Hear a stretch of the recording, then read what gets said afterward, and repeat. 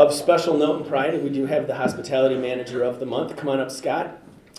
I've had the pleasure of working with Scott for almost 13 years now. And it's always, when you work with someone that that just quietly goes about being a superstar every day, it's always so nice when they get the recognition they deserve.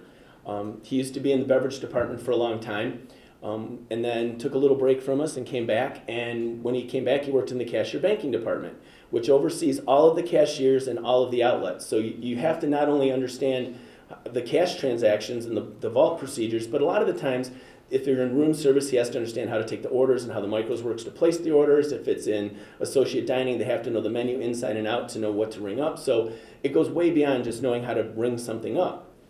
Add to that, in the last year, this new budget year, we actually folded quick service into that to create a single department. So now he has to oversee the Little Eagle and the sub shop and the medium convenience store and putting all that into food track.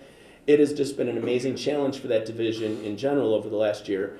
And Scott has stood out heads and tails above that team, and we're really glad to have him on board. And he was nominated by a manager from a different department, Adam Manika, who writes, "I wanted to take a moment to nominate a supervisor that went above and beyond for us. I had a server that had mistakenly read a gift card authorization on a ticket for that of a credit card. The ticket was delivered back to the guest, assuming it could be closed out at a later time, when in fact, it had never been a credit card run and there was negative balance on the remaining.